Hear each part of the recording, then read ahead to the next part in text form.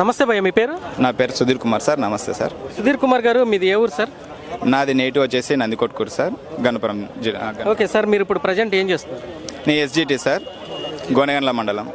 Sir 2025 సంవత్సరంలో ఈ కూటమి ప్రభుత్వం దాదాపుగా 16,000 పైచీలకు పోస్టులతోటి డిఎస్సి నిర్వహించింది. మరి అందులో ఉద్యోగం సాధించారని చెప్తున్నారు మీరు. మరి ప్రధానంగా ఈరోజు వైసీపీ పార్టీ వాళ్ళు ఈ డిఎస్సిలో అక్రమాలు జరిగిపోయినాయని, పోస్టులు అమ్ముకున్నారని, హారిజంటల్ రిజర్వేషన్స్ ప్రకారం ఉద్యోగాలు ఇవ్వలేదని చెప్పి మాట్లాడుతున్నారు.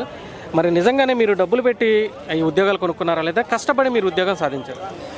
సార్, దాదాపుగా డిఎస్సికి ఒక క్యాండిడేట్ అపేర్ అవుతున్నా అంటే అతడు పేద సాధారణ కుటుంబం నుంచే వస్తాడు. మాకంత అక్రమాలు చేసేటువంటి ఆస్తులు ఉండవు, ఇంకోటి పొలిటికల్ బ్యాక్గ్రౌండ్ ఉండడం మాకు అంత లేదు. మాకు తెలిసిందల్లా కేవలం ఒకే ఒకటి, కష్టపడి చదవడం, జాబ్ కొట్టడం. ఈ విషయాలు మాత్రం బెస్ట్. ఇంకోటి ఏంటంటే విద్యాశాఖ మంత్రి గారు నారా లోకేష్ గారు ఆయన గట్టిగా దీన్ని పట్టుకోవడం వల్లనే మొదటి సంతకం నారా చంద్రబాబు సార్ గారు చెప్పినట్లు మొదటి సంతకము డిఎస్సి మీద పెట్టి దాన్ని సక్సెస్ఫుల్గా చేసి 16,000 చిలుకు పై పోస్టులను అట్ ద టైమ్ వాళ్ళు రిక్రూట్మెంట్ చేయడం అనేటువంటి ప్రతిపక్ష పార్టీకి జీర్ణించుకోవాలనే విషయం. ఇది ఎంతో సక్సెస్ఫుల్గా జరిగినటువంటి విషయాన్ని వాళ్ళు జీర్ణించుకోలేక వీటిని ఏదో విధంగా తప్పుదో పట్టించాలి, ప్రజల్లో వీటి గురించి చెడుగా విష ప్రచారం చేయాలి అనేటువంటి నెపంతో వీటన్ని జరిగిస్తున్నారు. ఇది ఎంత మాత్రం కరెక్ట్ కాదు. కరెక్ట్గా ఉండేటట్లు ఉంటే జ్యుడిషియల్ సిస్టమ్ ఉంది కదా, కోర్టులో కేసులు వేయండి. కోర్టులో కేసులు వేస్తున్న హైకోర్టు కూడా నెగిటివ్ రెస్పాండ్ ఇస్తుంది, పాజిటివ్ ఏమి ఇవ్వడం లేదు. వీళ్ళు కేవలం హారిజాంటల్ రిజర్వేషన్, వర్టికల్ రిజర్వేషన్ అనేటువంటి వాటి గురించి తెలియక, వాటి తేడా తెలియక ఇవన్నీ విష ప్రచారం చేస్తున్నారు.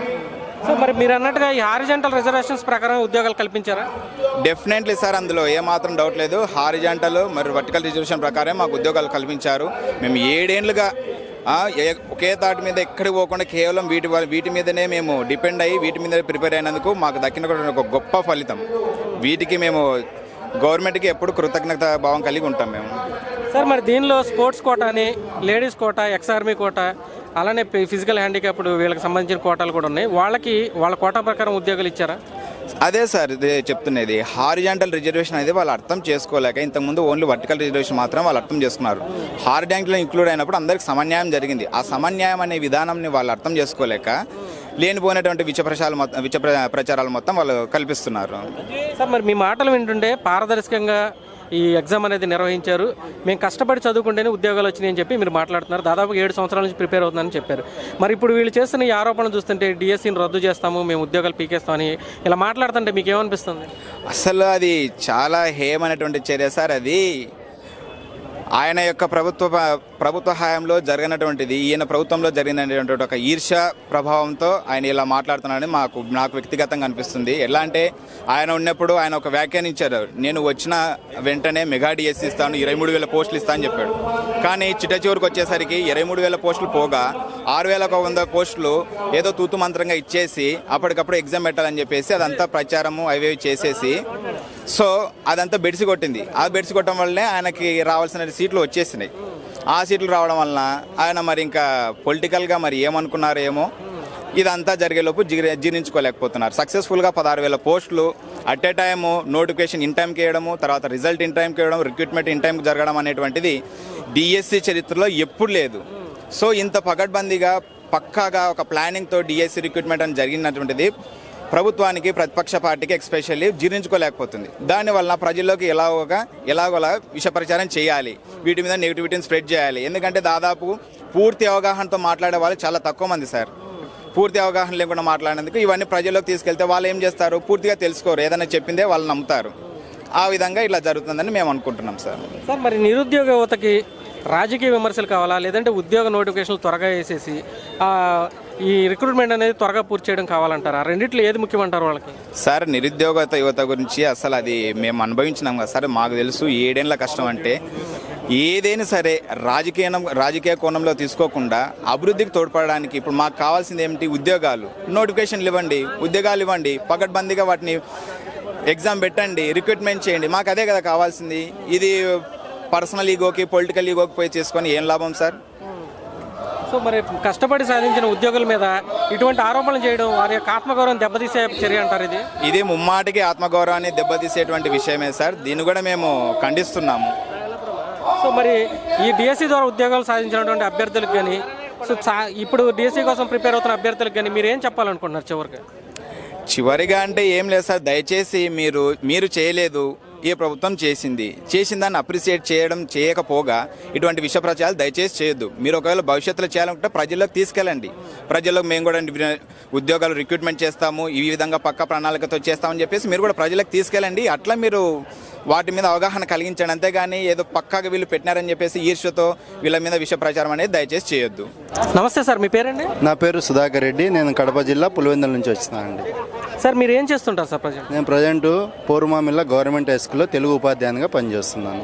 సార్ మీకు 2025లో నిర్వహించినటువంటి మెగా డిఎస్సి ద్వారా ఈ ఉద్యోగం వచ్చిందా? అవునండి, మాకు 2025 సంవత్సరంలో తెలుగుదేశం గవర్నమెంట్లో నారా లోకేష్ గారు ఇచ్చిన హామీ మేరకు నిర్వహించినటువంటి మెగా డిఎస్సిలో ఉపాధ్యాయునిగా సెలెక్ట్ కావడం జరిగిందండి నేను.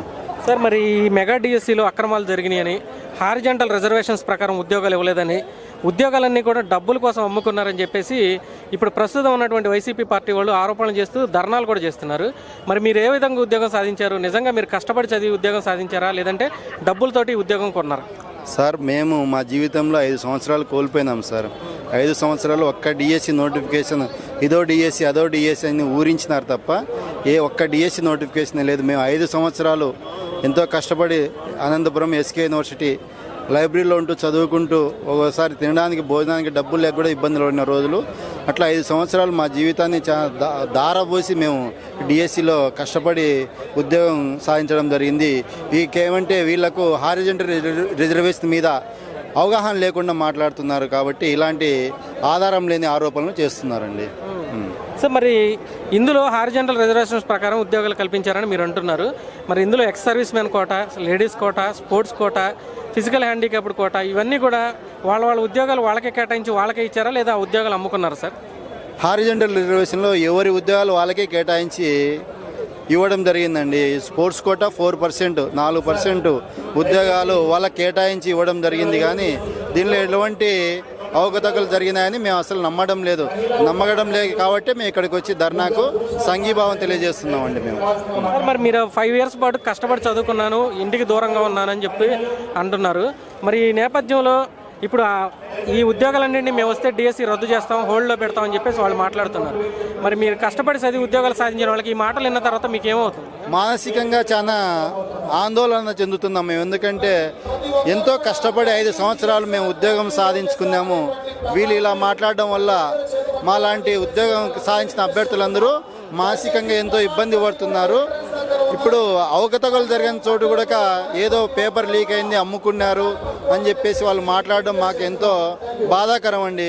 ఎందుకంటే మాకు తెలుసు 5 సంవత్సరాలు మేము మా జీవితాన్ని ఎలా కోల్పోయినామో, వీళ్ళు వచ్చి ఇలా మాట్లాడడం మాకు చాలా బాధాకరంగా ఉంది అండి.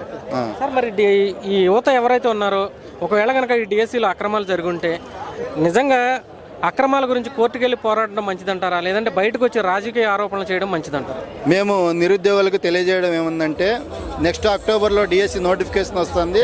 మీరు ఇలాంటి ఆరోపణలు నమ్మకోకుండా చదివి ఉద్యోగం సాధించి మీ జీవితాన్ని వెలుగులు నింపుకోండి. అంతేగాని ఇలాంటి రాజకీయ ఆరోపణలు మీరు నమ్మవద్దు. ఎవరు చేసినా ఇలాంటి ప్రచారాలను మీరు నమ్మద్దు. కష్టపడి చదువుకోండి, ఉద్యోగాలు సాధించండి, మీ జీవితాన్ని ఆనందకరంగా సంతోషకరంగా మలుచుకోండి అంతే. సో మరి నిరుద్యోగ యువతకి త్వరగా నోటిఫికేషన్లు ఇవ్వడం, త్వరగా ఈ ఖాళీలను భర్తీ చేయడం కావాలా, లేదంటే ఈ రాజకీయ విమర్శలు చేయడంతోనే కాలం గడిచిపోవాలా, ఏది కావాలంటారు? త్వరగా సార్, గవర్నమెంట్ ఇచ్చిన హామీ మేరకు ప్రతి సంవత్సరం ఎన్ని ఖాళీలు ఉంటే అన్ని భర్తీ చేస్తామని చెప్పినారు. ఎన్నెన్ని అలా త్వరగా ఇవ్వడం ద్వారా నిరుద్యోగులు అసలైన టాలెంట్ ఉండే వాళ్ళంతా కూడా ఉద్యోగాలు సాధిస్తారు. కాబట్టి 5 సంవత్సరాలు ఈకోకుండా ఏదో సంవత్సరానికి ఒకసారి ఇవ్వడం వల్ల ఎంతో కొంతమంది ఉపాధ్యాయులుగా ఎన్నికవుతారు. తర్వాత పిల్లలకు కూడా ఉపాధ్యాయుల కొరత ఉండే స్కూళ్ళలో కూడా ఉపాధ్యాయులను భర్తీ చేసి మంచి నాణ్యతాకరమైనటువంటి విద్యను అందిస్తారు. కాబట్టి మీరు నిరుద్యోగులు ఎవరు ఇలాంటి అపోహలను నమ్మవద్దు. పారదర్శకంగా ఎగ్జామ్ జరుగుతుంది, పోస్టులు ఫిలప్ చేస్తారు. కాబట్టి చదువుకోండి మీరు. సో మరి ఇప్పుడు నిరుద్యోగ యువతకు కానీ ఈ డిఎస్సి ద్వారా ఉద్యోగాలు సాధించిన అభ్యర్థులు కానీ ఫైనల్గా మీరేం చెప్పదలుచు? చూడండి, ఇలాంటి నిరుపయోగమైనటువంటి ఆధారం లేనటువంటి వాటిని మీరు నమ్మకండి. మీరు కష్టపడి చదువుకోమని చెప్తాను. మేము ఎందుకంటే 5 సంవత్సరాలు కష్టపడి ఒక్కరోజు కూడా పండగ నెల పబ్బం నెల యూనివర్సిటీలో లైబ్రరీలో మగ్గుతా మేము చదువుకున్నాము. కాబట్టి మీరు ఇలాంటి వాటిని ఏమీ నమ్ముకోకుండా కష్టపడి చదవండి, ఉద్యోగం సాధించండి. డబ్బులు కడితే ఉద్యోగాలు వస్తాయనేది ఇదంతా ఉత్తుత్తి మాటలు. మీరు ఇవన్నీ నమ్మవద్దని నేను కోరుకుంటున్నాను. థ్యాంక్ యూ భయ్యా.